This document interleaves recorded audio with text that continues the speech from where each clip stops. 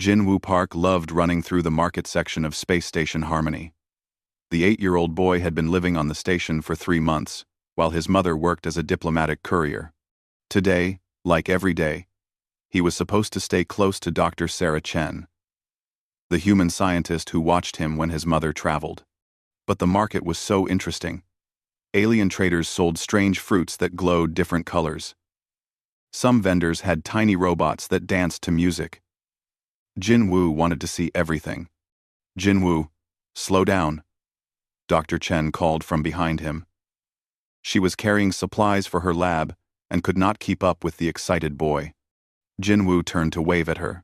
He was not watching where he was going. His small body crashed right into something very big and very hard. The something was Commander Vextar of Station Security. The Zephyrian officer stood nearly 8 feet tall. His body looked like a giant insect with armor plates covering his chest and arms. 4 arms extended from his torso, each ending in sharp claws.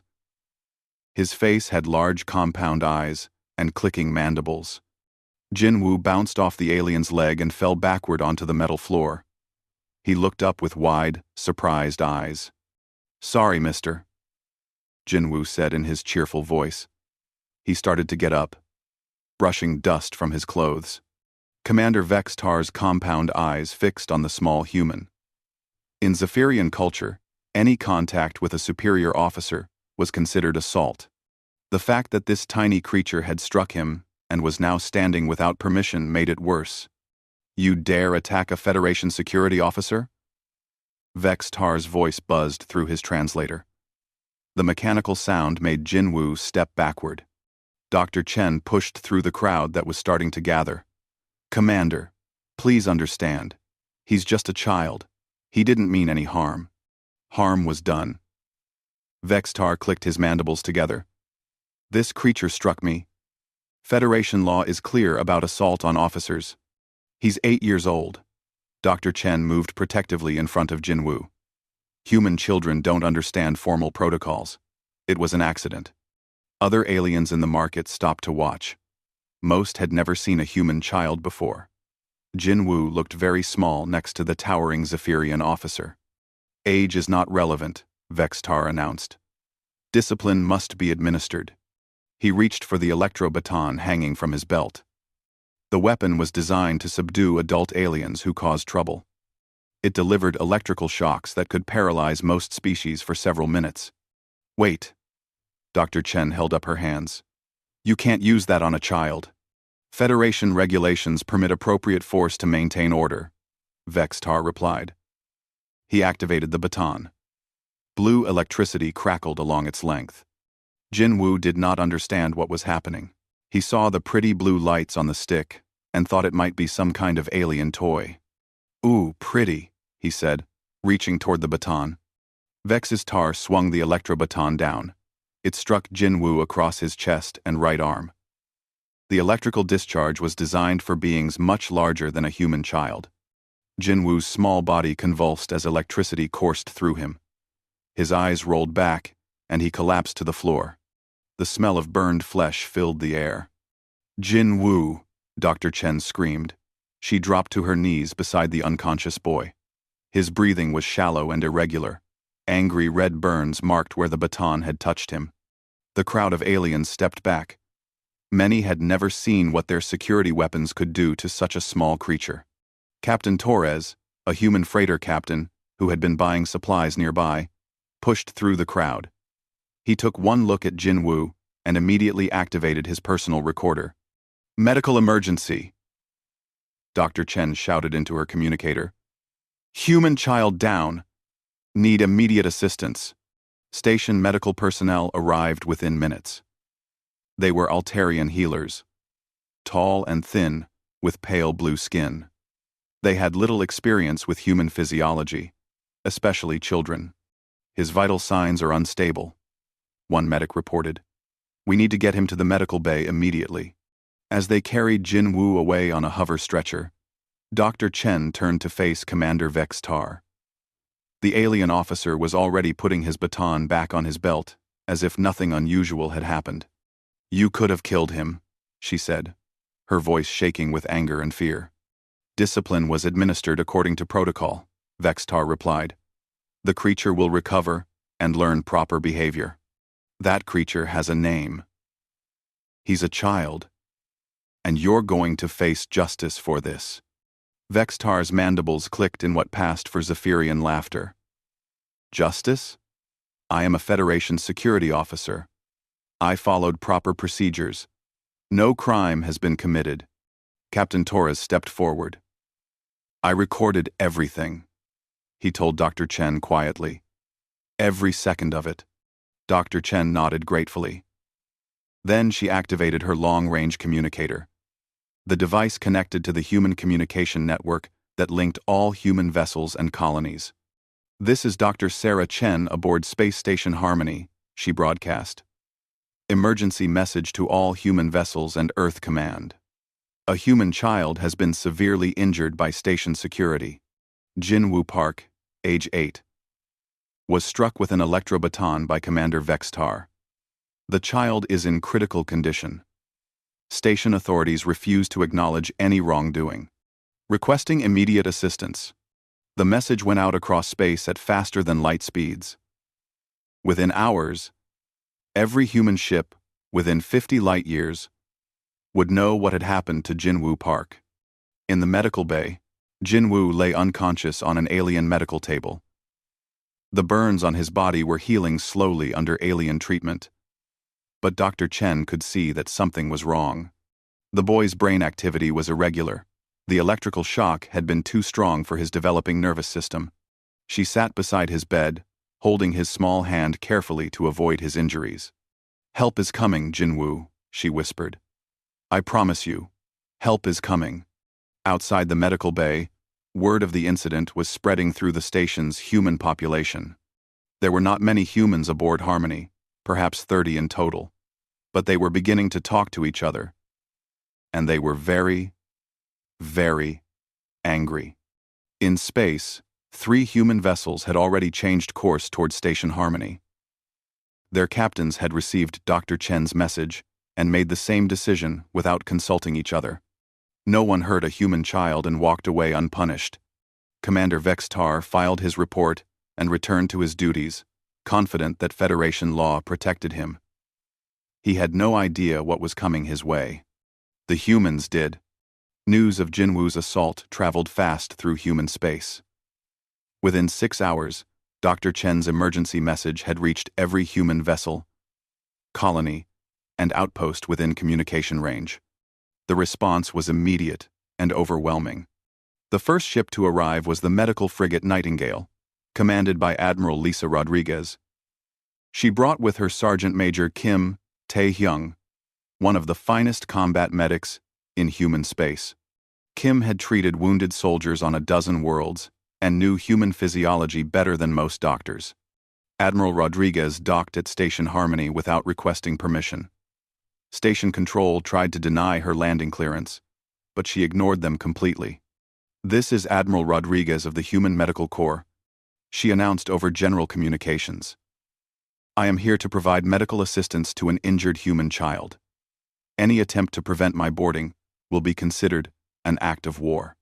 The station commander, a Galactic Federation official named Zormak, was not used to such direct challenges to his authority. He was a member of the Nexari species, beings who looked like large purple octopi with technology grafted into their bodies. Admiral Rodriguez, your presence here violates several Federation protocols, Zormak said through his translators.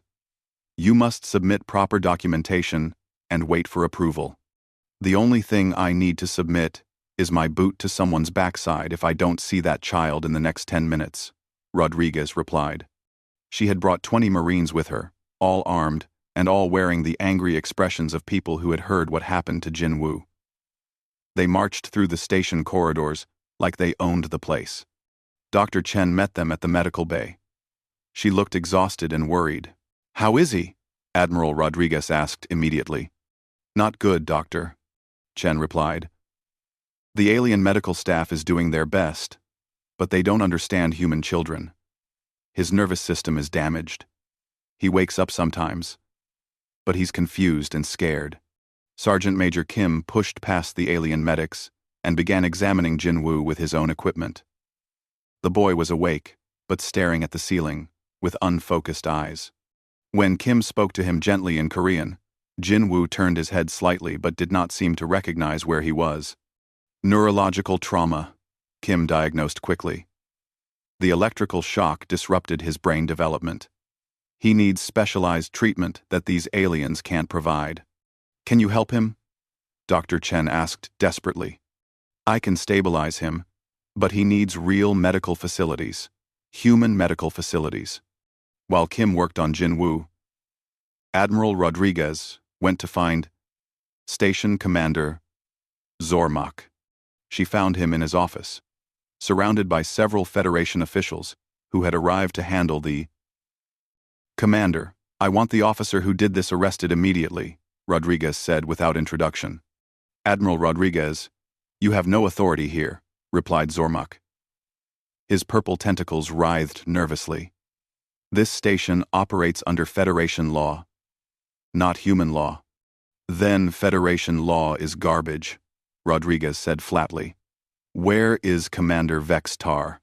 Commander Vextar followed proper security protocols, said another Federation official, a tall insect-like being called Representative Kilthon. He administered appropriate discipline to a creature that assaulted him. That creature is an 8-year-old boy with a name. Age is irrelevant under Federation law. Assault is assault. Admiral Rodriguez stared at the alien officials with the kind of expression that made veteran Marines nervous. Let me explain something about human law. When someone hurts our children, we don't care about your protocols, your procedures, or your politics. We care about justice. Justice was served according to Federation standards, Kilthon replied. Your standards are about to change. Rodriguez activated her communicator. This is Admiral Rodriguez to all human vessels. Update on Jinwoo Park's condition. The boy is alive but has suffered neurological damage from the assault. Station authorities refuse to arrest the perpetrator. They claim Federation law protects him. Within hours, 2 more human ships arrived. Captain Marcus Webb brought the diplomatic vessel, Harmony's Edge. Captain Elena Santos arrived with the cargo hauler Big Thunder, which carried 50 human engineers and technicians. The 3 human ships took positions around Station Harmony. They were not threatening the station directly, but their presence was unmistakable. More ships were coming. On the station, something interesting began happening. Human workers started having problems with their equipment. Engineers discovered that important systems needed routine maintenance that would take several days. Technicians found that computer networks required safety updates that would disable them temporarily. The station's artificial gravity fluctuated for 20 minutes. Life support systems developed mysterious glitches that only human engineers seemed able to fix. The main computer network slowed to a crawl. These technical problems are very suspicious, Station Commander Zormak complained to Admiral Rodriguez. Human equipment can be very delicate, Rodriguez replied innocently. Sometimes it doesn't work well when humans are upset about something. Ambassador Thylon, a peaceful Altarian diplomat, tried to mediate between the humans and Federation officials. He was a thin, graceful being, with silver skin and large, kind eyes. Surely we can find a solution that satisfies everyone, Thylon suggested. Perhaps Commander Vextar could issue an apology? We don't want an apology, Dr. Chen said firmly. We want justice. That officer nearly killed a child. And your Federation says it was legal. According to our laws, it was, Representative Kilthon insisted. Then your laws are wrong, said Captain Webb, who had just joined the discussion. And we're going to show you exactly how wrong they are. Meanwhile, Sergeant Major Kim had stabilized Jinwoo's condition. But the boy was still not fully aware of his surroundings. Sometimes, he would ask for his mother, in a confused voice. Other times he would just stare at the ceiling, not responding to anyone. Dr. Chen sat with him constantly, talking to him softly and holding his hand. She had sent a message to Jinwoo's mother, who was rushing back from her diplomatic mission. But it would take days for her to arrive. His brain is trying to heal itself, Kim explained to Dr. Chen. But children's brains are still growing. The damage might be permanent. That evening, more human ships arrived. Word had spread through human space that Federation law offered no protection for human children.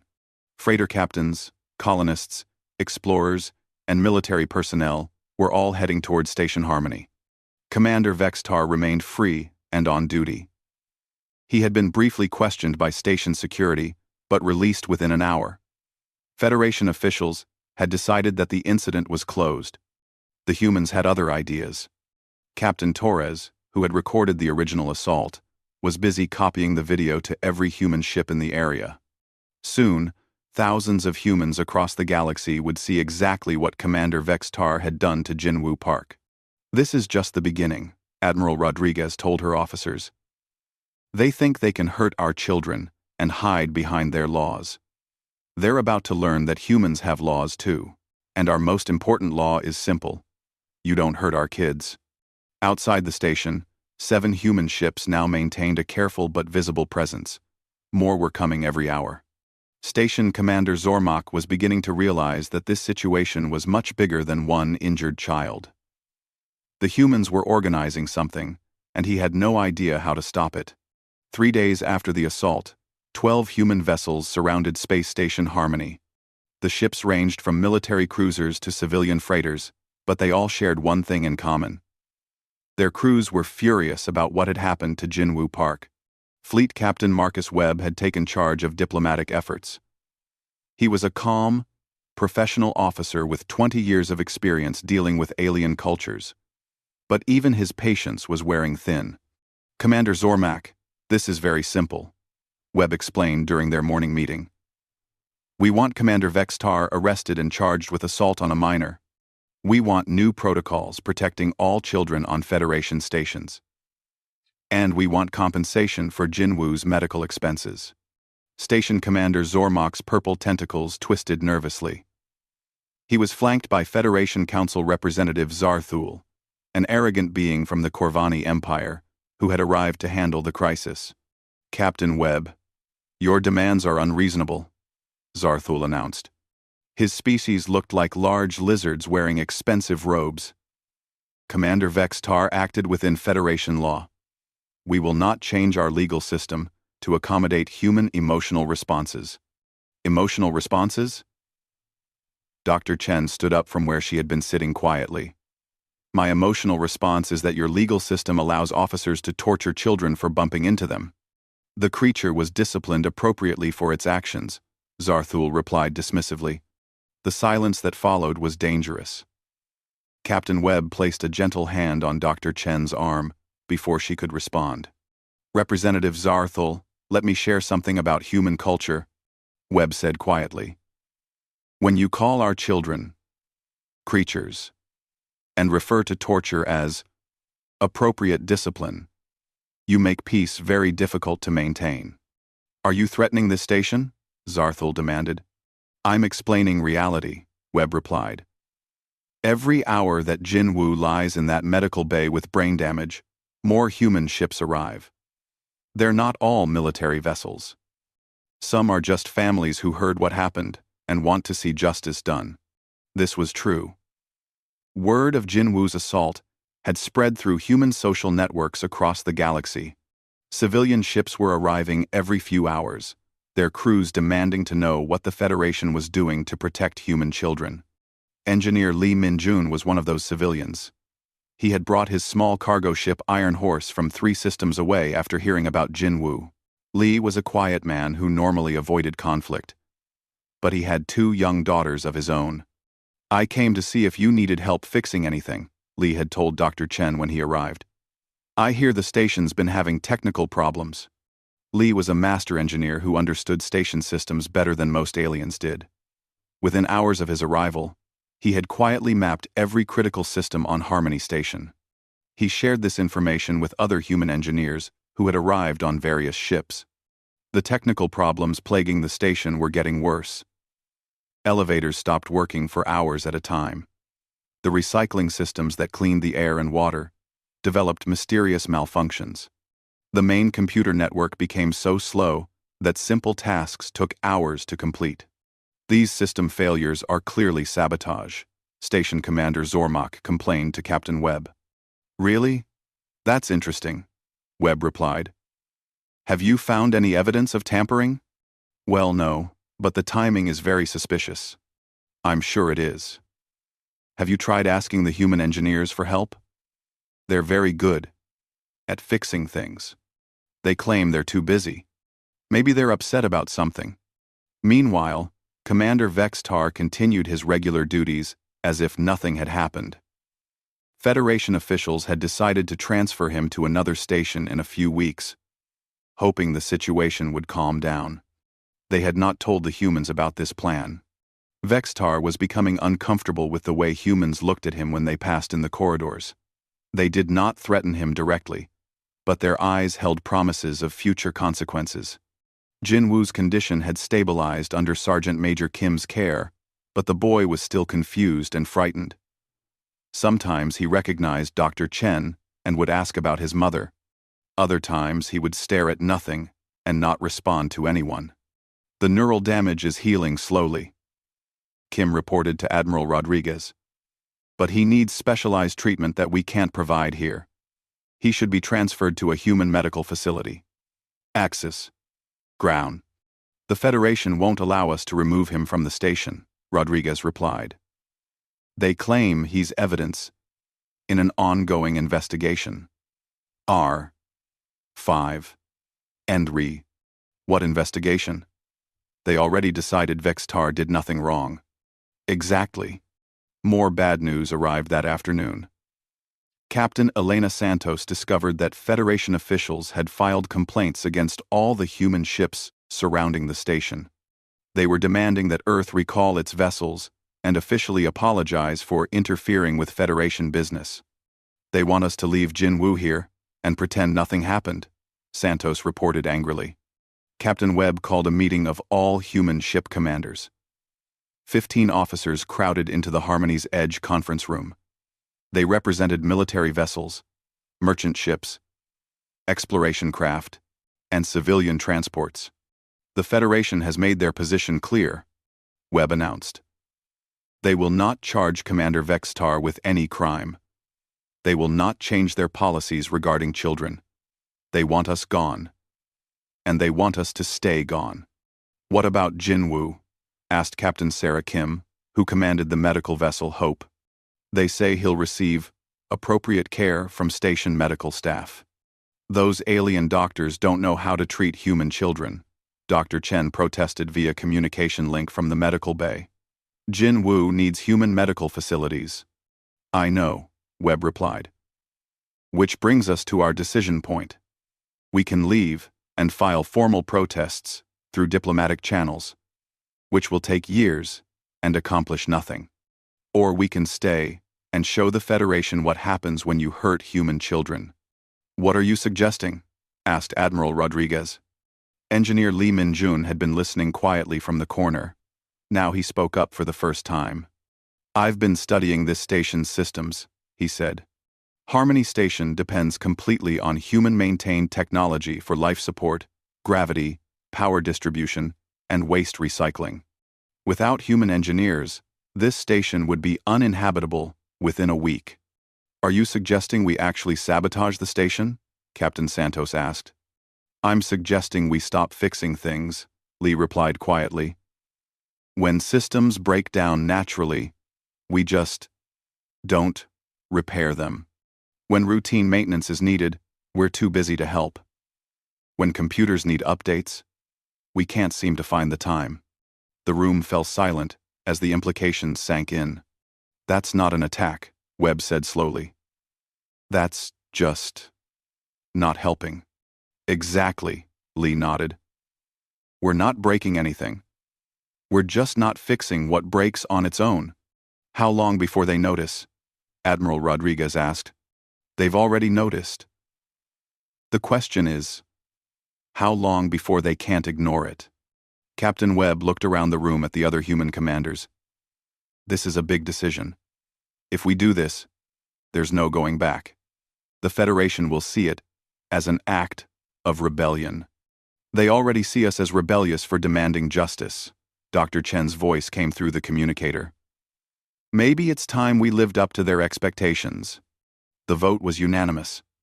That evening, every human engineer, technician, and systems specialist on Station Harmony received the same quiet message. Stop helping. Let things break. Within hours, the first major system failure occurred. The main sewage processing plant went offline, and suddenly the station began smelling very bad. When alien technicians requested human assistance, they were told that all human engineers were busy with important maintenance on human ships. Station Commander Zormak was about to learn that running a space station was much harder without human cooperation than he had ever imagined. Day 5 brought chaos to Space Station Harmony. The sewage system had been broken for 2 days, filling sections of the station with terrible smells. The gravity generators were working at 60%, making everyone feel strange and dizzy. Half the elevators were stuck between floors.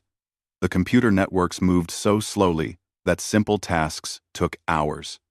Station Commander Zormak called emergency meetings every few hours, but nothing got fixed.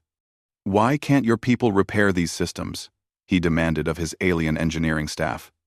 The station was designed by humans, Commander, replied Chief Engineer Keltar, a tall, thin being with 6 arms.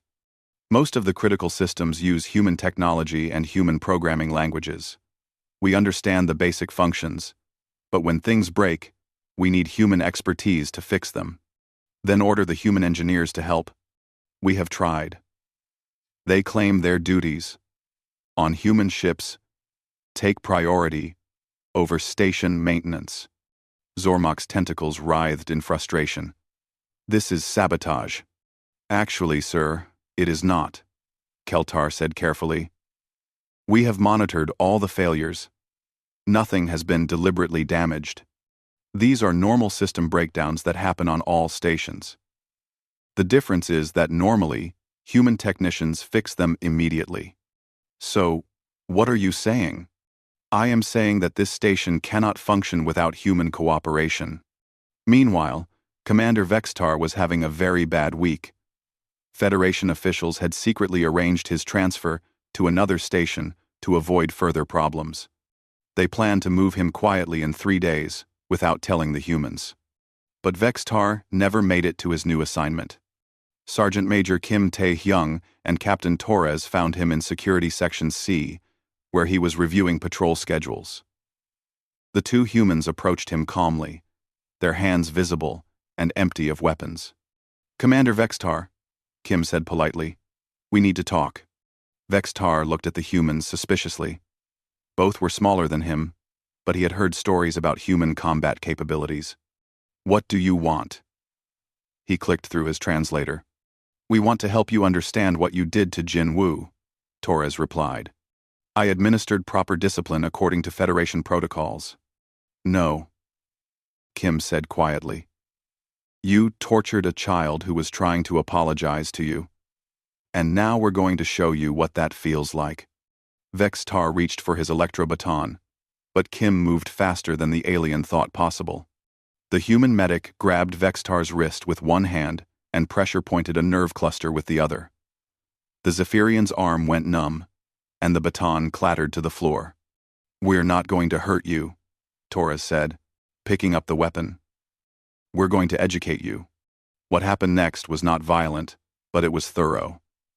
Kim and Torres spent the next 4 hours putting Commander Vextar through what they called human child experience training. They started by explaining human children to him in simple terms. They showed him videos of human families, human schools, human playgrounds. They made him watch recordings of Jin Woo playing happily with other children before the assault. Children learn by exploring, Kim explained patiently. When Jin Woo bumped into you, he was not attacking. He was running and playing, the way all healthy children do. When he said sorry, he was trying to follow the social rules his parents taught him. Vex Tar listened but did not seem to understand. The creature struck me. Response was required. The child bumped into you by accident, Torres corrected. And then he apologized. In human culture, that means the incident is over. They showed Vex Tar more videos. Children falling down and getting back up. Children bumping into adults and saying sorry. Children playing games that looked aggressive but were actually fun. Your turn, Kim said finally.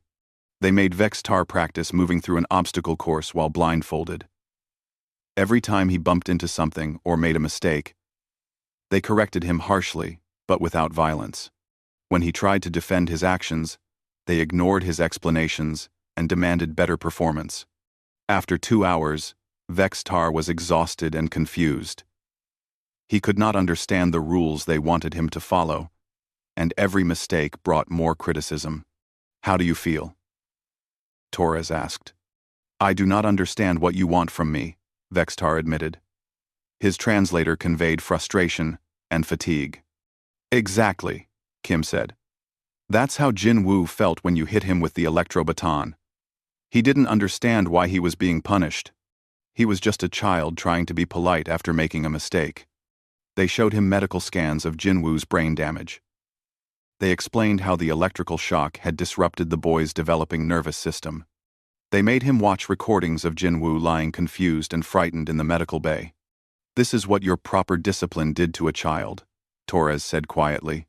For the first time, something changed in Vex Tar's compound eyes. He stared at the medical scans for a long time without speaking. I did not know, he finally said. My species does not have children like this. Our young are born fully mature. I did not understand that human children are fragile. Now you do, Kim replied. By this time, Station Harmony was in serious trouble. The air recycling system had failed completely, forcing the station to use emergency reserves. The main computer network was so slow that basic functions like door controls and lighting were unreliable. 3 more elevators had broken down, trapping several aliens between floors.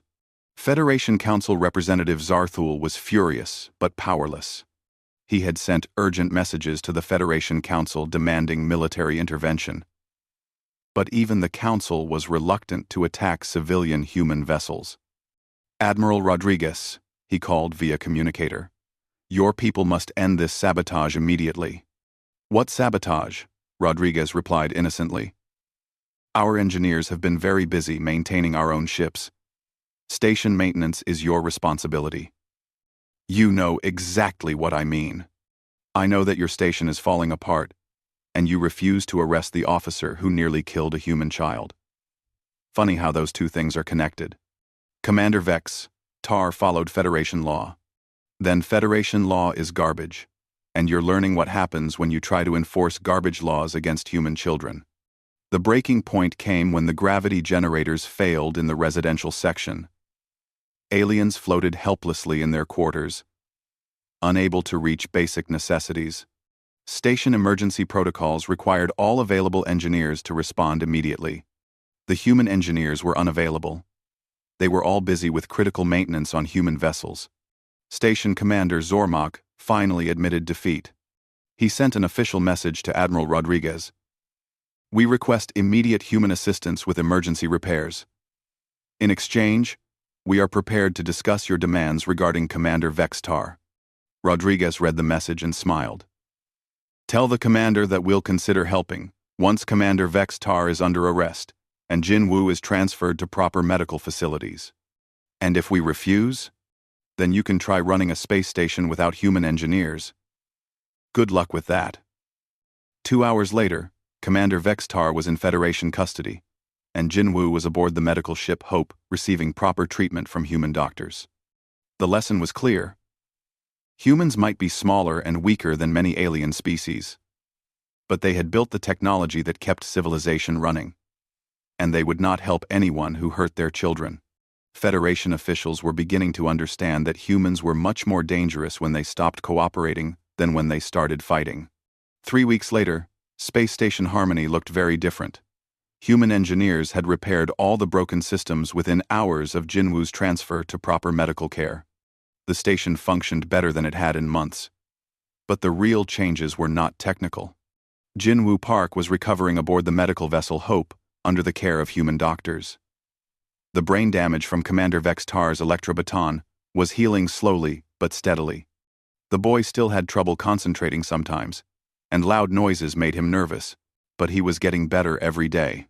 His mother had arrived from her diplomatic mission and rarely left his side.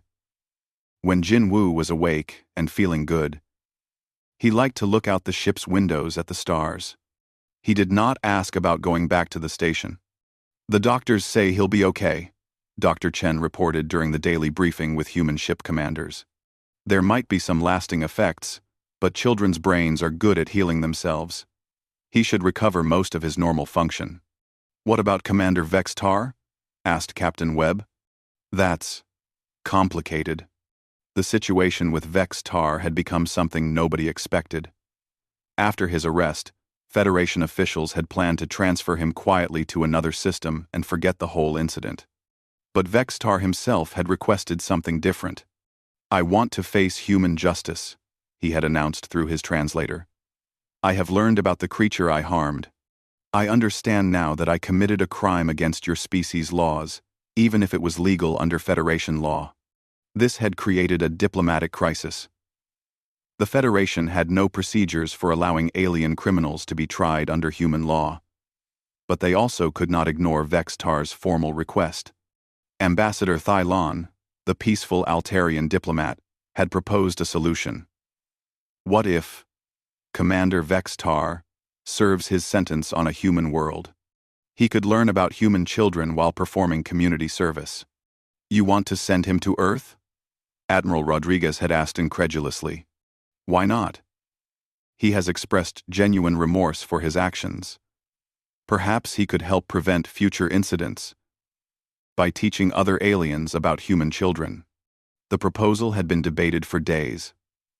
Many humans wanted Vextar punished more severely. But Dr. Chen had surprised everyone by supporting the idea. "Jinwoo is going to be afraid of aliens for a long time," she explained. "But if he sees that the alien who hurt him is trying to make things better, it might help him heal emotionally, as well as physically." So Commander Vextar was sent to Earth under a special cultural exchange program. He would spend 2 years working in human schools and hospitals, learning about children and helping to develop new Federation protocols for protecting young beings of all species. The changes on Station Harmony were more immediate and visible. New signs in multiple languages now marked areas where children were likely to play. Station security officers received mandatory training about different species' child-rearing practices. Most importantly, new Federation law now classified any assault on a minor of any species as a serious crime, regardless of cultural differences. "It's a good start," Captain Webb admitted during a meeting with Station Commander Zormak. "But this should have been obvious from the beginning." "We did not understand human protective instincts," Zormak replied honestly. "We thought your reaction was excessive." "Our reaction was proportionate," Webb corrected. "When someone hurts our children, we don't care about politics or diplomacy. We care about protection and justice."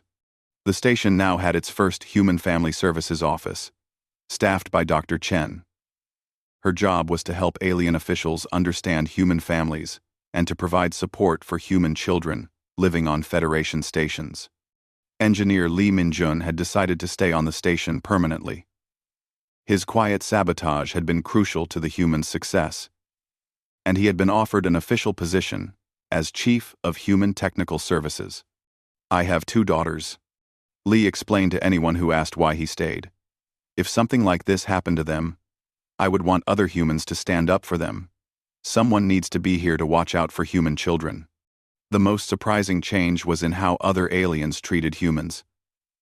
Before Jinwoo's assault, many Federation species had seen humans as emotional and unpredictable. Now they understood that human emotions were connected to human loyalty and human capability.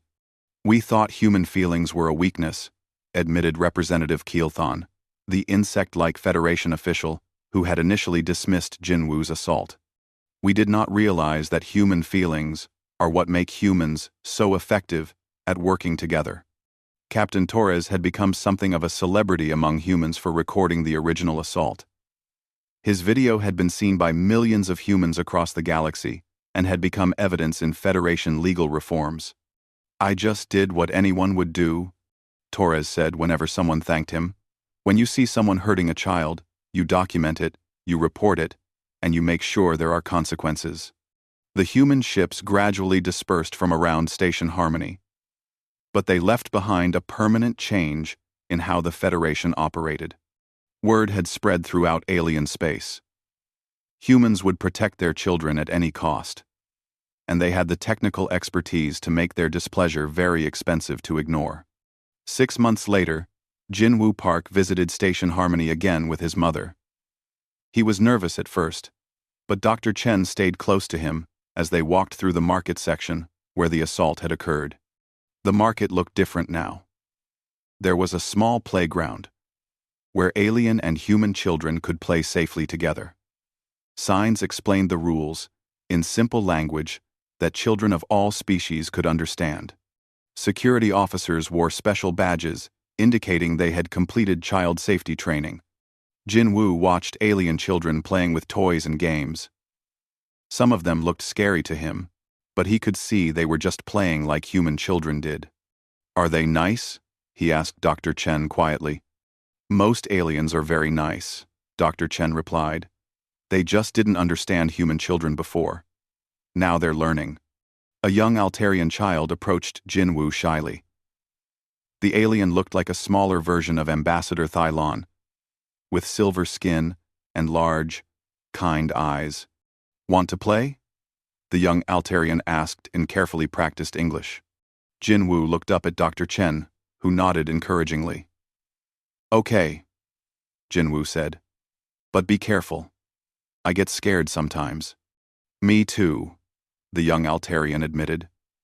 "We can be careful together."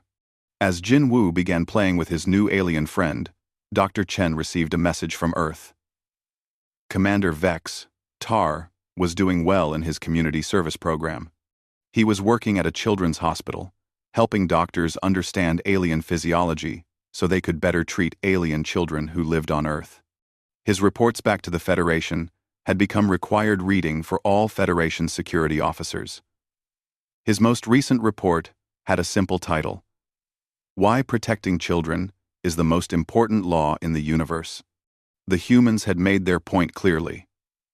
"Touch our children, and we will show you exactly how much civilization depends on human cooperation. But treat all children with kindness and respect, and humans would gladly work together to build a better galaxy for everyone." It was a lesson the Federation would never forget, and neither would the humans who had taught it to them.